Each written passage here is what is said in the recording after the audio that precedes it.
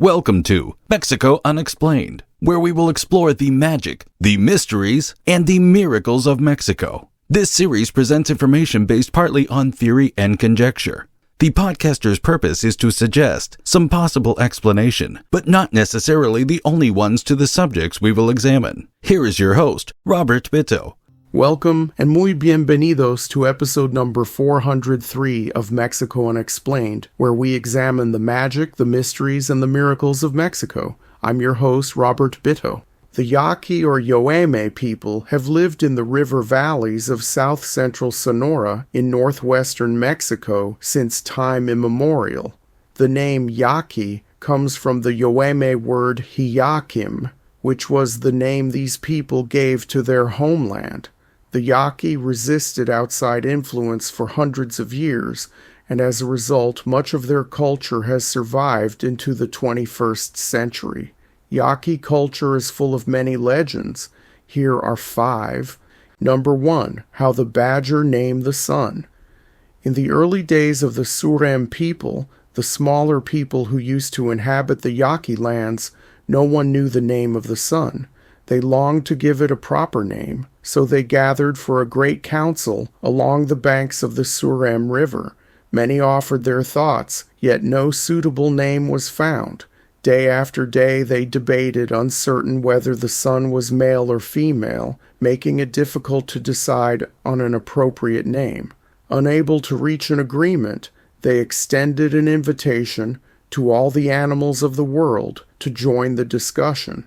As the animals and people assembled before dawn by the river's edge, the sun slowly began to rise. At that moment, a badger emerged from its burrow and boldly spoke. "The sun is a man, for he rises from the earth just as I do." With that declaration, the badger darted away. The others, recognizing his wisdom, chased after him to celebrate his insight. They wished to honor him with a grand feast and plentiful offerings. However, the badger, misunderstanding their intent, believed they meant to punish him. Frightened, he fled into his burrow and refused to come out. Since that day, badgers have remained wary, rarely venturing far from their underground homes. Some tell a different version of this tale, saying that it was the tortilla fish who first knew the sun's name, while others claim it was the rooster. Among the Huichol people, a similar story exists, except in their telling, it is the turkey who names the sun. Number 2, the 2 bears. In the land of the Yaquis, 2 inseparable friends, Anoki-ichi and Bali-ichi, were known for their mischief. One day they killed a bear and carefully preserved its hide. Amused by their find, they stuffed the skin with grass to make it appear lifelike. After a few days, the hide had stiffened, holding its shape. This gave Anoki-ichi an idea. Bali-ichi would wear the bear skin, and together they would travel from village to village, entertaining people for money. With a rope tied around his bear, Anoki-ichi played music while Bali-ichi danced, delighting crowds and earning a living. Their performances brought them to a wealthy landowner's estate, where they impressed him so much that he insisted on buying the bear. Despite initial refusals, Anoki-ichi ultimately gave in when he was offered a fortune in gold and a bride. Without hesitation, he took the riches and left, abandoning his friend. Bali-ichi was placed in a corral with another bear. To his shock, the other creature was also a man disguised in a bearskin. Realizing their shared predicament, they devised a plan. Each day they staged fierce battles to convince their master they were real animals. They lived this way for months, until one afternoon while their master slept, they decided to remove their masks for a brief rest. Unluckily, the landowner awoke to see the 2 bears smoking and chatting like men. Enraged by the deception, he grabbed his bow and arrows, intending to kill them. But before he could act, the 2 friends bolted, leaping over the fence and vanishing into the wilderness. From that day on, no one ever saw them again. Number 3, little yellow bird. There was once a beautiful young woman named Sawali Wiyakit, or Little Yellow Bird, known for her long, lovely black hair and shining eyes. However, she was disobedient, often wandering through the night without her parents' permission, meeting up with strange men and doing who knows what. She would return only at dawn to sleep. One morning, her mother warned her to stop her reckless ways and help with household duties, but Little Yellow Bird ignored the advice. That night, she went to a friend's house where she drank pitahaya wine until she was intoxicated. This was not the first time. At dawn, she stumbled home where her father confronted her. He told her that if she refused to change, she should leave. He threatened to beat her with branches from a palo verde that he had cut specifically to dole out her punishment. Fearing a beating, Little Yellow Bird agreed to leave and spare the family any further shame. Her father, along with a local shaman, led her outside the village to a mesquite tree. The shaman instructed her to seek forgiveness from the spirits, offering her a chance to return home if she repented. But Little Yellow Bird refused.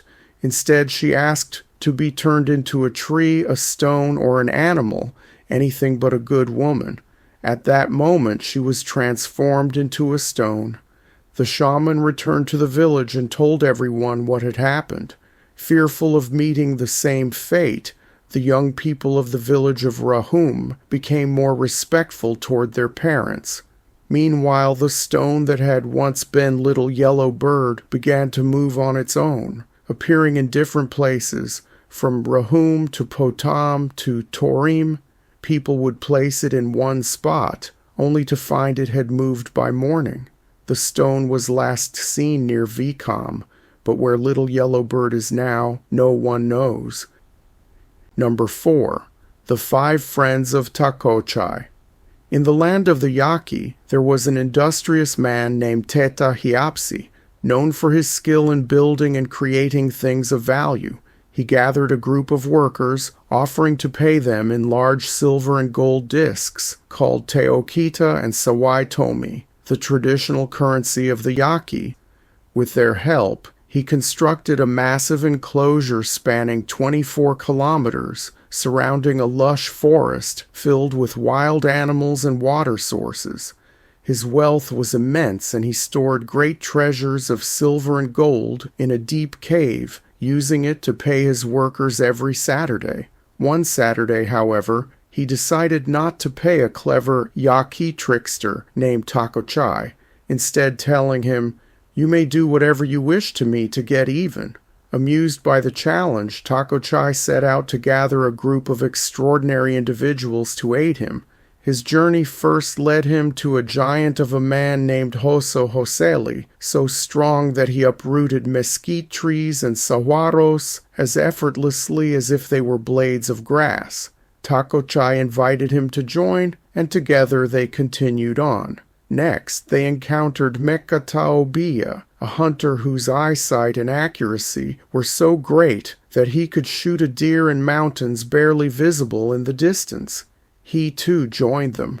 Further along they met Yukubeooti, a man so fast that he had to tie one leg to slow himself down. With both legs free, he could run faster than the wind. He eagerly agreed to join the growing group. Then they came across a peculiar little man named Tasa Abali, who wore a skin cap decorated with red and green feathers. By adjusting his cap, he could summon heat or cold at will, making the weather shift instantly. He too joined them.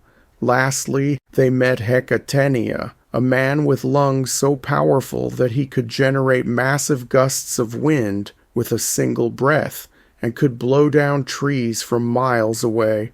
With his agreement, the band of 6 was complete, and they set out to confront Teta Hiapsi.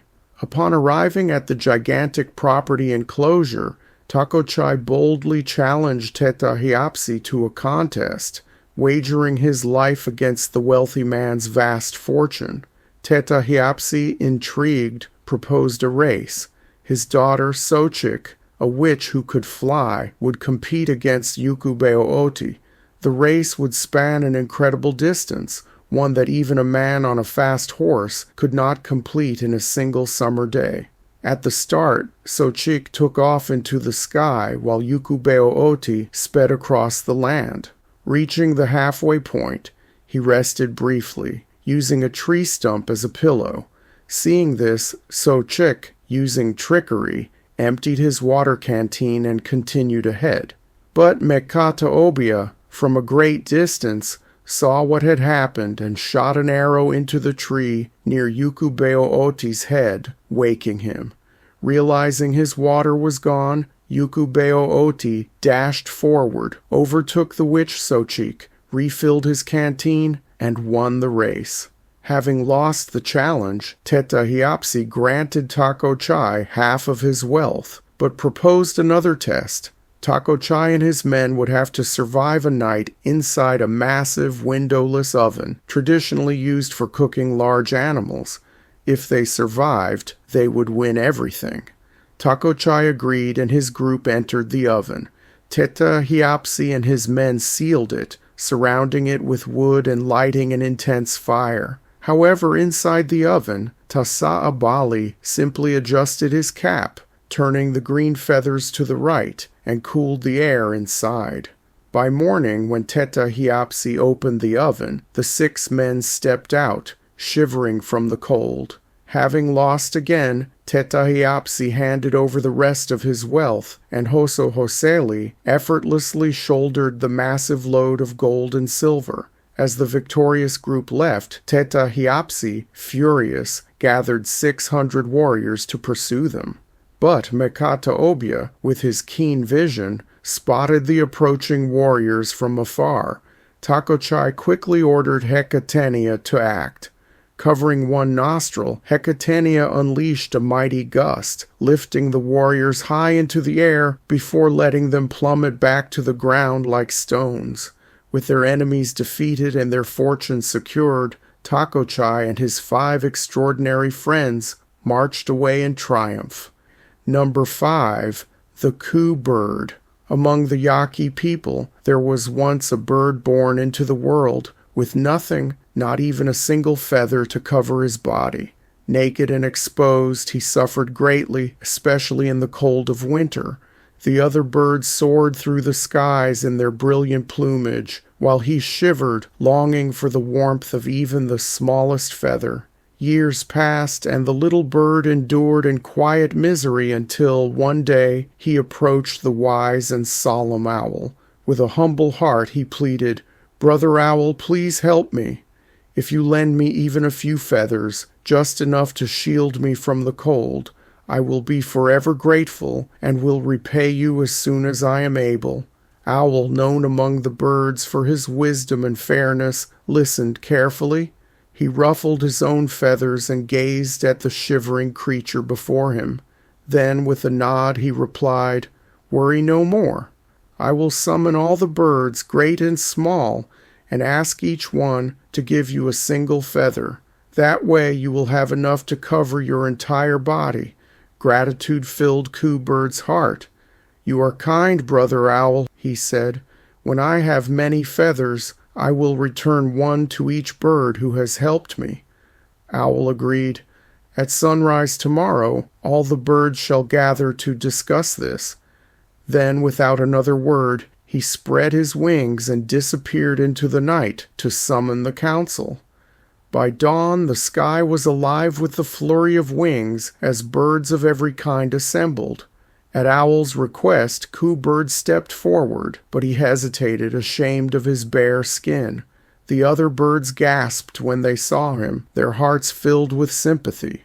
One by one, they each plucked a single feather from their own wings and tails, offering it to Coo Bird.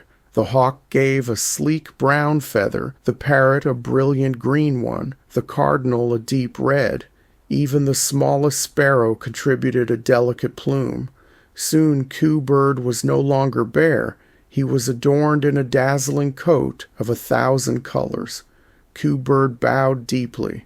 To Brother Owl I entrust the task of returning these feathers in a year's time, he declared. I will repay each of you for your kindness. Days later, Coo Bird came upon a spring of crystal clear water where many birds gathered. As he approached, they turned to look at him, and they gasped. Before them stood a creature unlike any they had ever seen. His feathers shimmered with every hue imaginable, reflecting the sunlight like a living rainbow. "Who is this magnificent bird?" they whispered in awe. Some believed he was a prince. Others called him the bird of 1,000 colors. None recognized him as the same pitiful creature they had once felt sorry for. But Coo Bird had no intention of returning the borrowed feathers. He disappeared into the world, vanishing like a phantom on the wind. Days turned into weeks, weeks into months, and when the year had passed, the birds realized he was gone. They searched for him far and wide, but he was never seen again. Even to this day, Owl has not stopped searching. Each night his mournful call echoes through the trees. Coo, coo, coo, coo. He cannot say Coo Bird's full name, only this sorrowful chant. Many generations have come and gone, but the Yaquis say Coo Bird still exists, hidden away in a secret enchanted waterhole near the sea known only to the elders, west of the old village of Potam. Some claim they have heard his distant song, yet one truth remains. Coo never repaid his debt. Thank you once again for listening to another episode of Mexico Unexplained. Remember to like and subscribe to us on YouTube and follow us on X and TikTok. Tell your friends by sharing these shows with others. Please go to our website, MexicoUnexplained.com, for references, illustrations, and for free access to transcripts of past shows. Please visit Amazon.com to purchase the books Mexico Unexplained, Mexican Monsters, and Mexican Miracles to get hard copies of the magic, the mysteries, and the miracles of Mexico. We appreciate your kind attention once again. Until next time, thank you and gracias. Thank you for listening to another episode of Mexico Unexplained with host Robert Bitto. For show summary, relevant links, and commentary, please check out our website at MexicoUnexplained.com. Like us on Facebook and be a part of the conversation. Adios and hasta la vista.